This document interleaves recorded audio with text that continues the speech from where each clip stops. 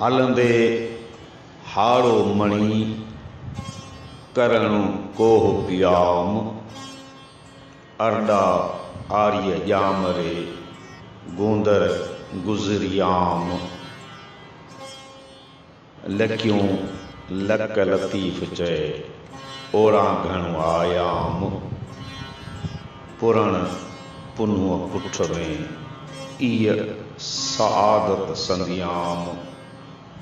मथिस कम विधाम वेहां तां न वस पियो।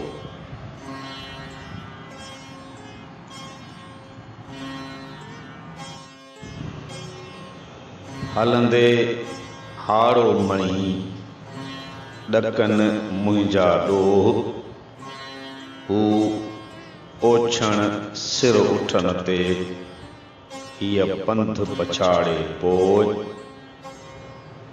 लेड़न रिय लतीफ़ चए कीअं करींदसि कोह अॻियां राव सुॼे रोह विहां तां न वस पियो।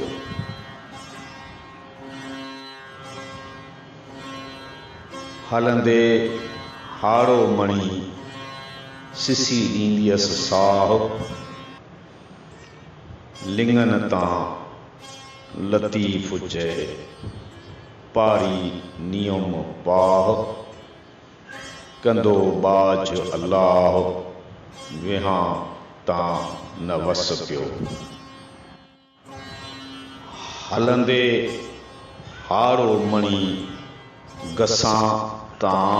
मगुसां लकन तां लतीफ़ चए रिढ़ी मान रसां पुनूं शाल पसां विहां तां न वस पियो। भाई हाल हली विया कंहिंखे सूर सलां खणियो लॼ लतीफ़ चए लकन मंझि लुछां पांधी केरु पुछां विहां तां न वस पियो। वधो कीम वणाह ऊंचा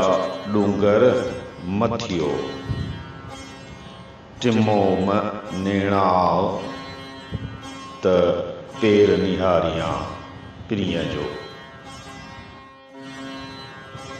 वारो मुंहुं वणाह का सुध सूंहप जी न ॾियो इहा ई ॻाल्हि शजर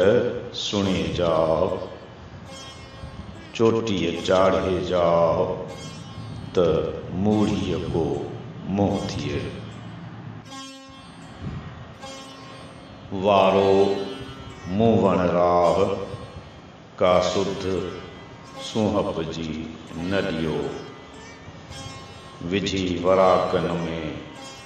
मज़ूर खे मुझाए मंझां पाण पियादियूं हादी थी हलाए प्रिया खे पहुचाए त लॻी लूठो न थिए।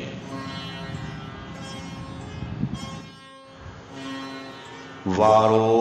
मुंहुं वणकार का सुध सूंहप जी न ॾियो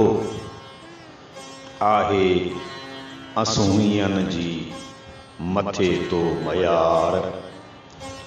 विढ़िया वेरागण सी लकन जा लियार करियां थी कुआर कंडन कांडेरन जी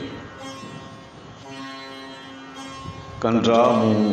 पेरन में तोड़ी लख लगन